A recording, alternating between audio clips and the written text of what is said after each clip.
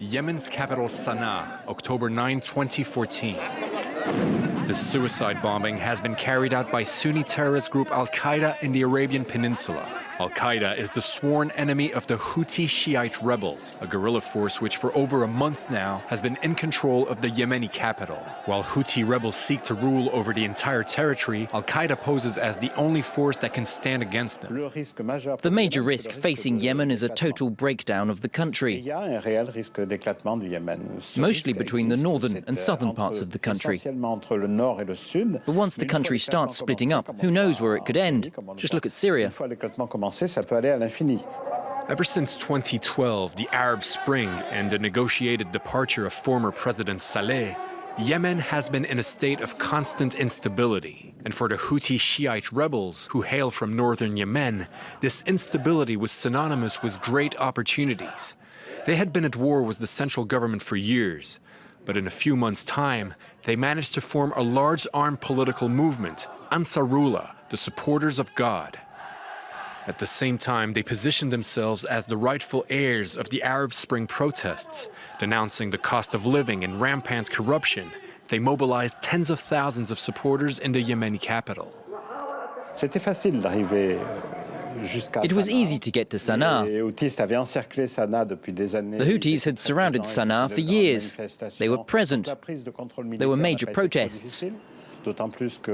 So taking military control over the city was not too difficult. Also, they had people within the military helping them. And now in the frontier zone, we have Sunni tribes who have sworn allegiance to al-Qaeda. Abd Rabbo Mansour Hadi, Yemen's transitional president, is now desperately calling for the Huti Shiite insurgency to withdraw from the cities it controls. In vain. Despite a peace agreement sponsored by the United Nations, the Houthi continue their inexorable expansion. In this war for territory, religion, and political domination, al-Qaeda in the Arabian Peninsula is portraying itself as the champion of Yemen's Sunni population. Meanwhile, their rhetoric is as brutal as ever. Expect our men to fight these Shiite infidels. We will be even more determined than both our brothers from the Islamic State and the Mujahideen in Syria. Expect good news.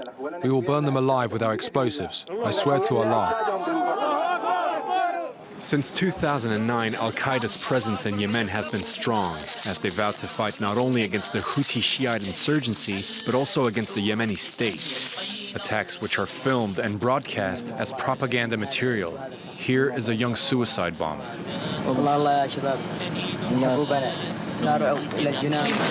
He activates his bomb as he nears a Yemeni military outpost. He has cleared the way for the terrorists who now storm the position. Over the past few days, fighting between Shiites and Sunnis has left at least 250 dead. After Iraq and Syria, civil war is now at the doorstep of Yemen.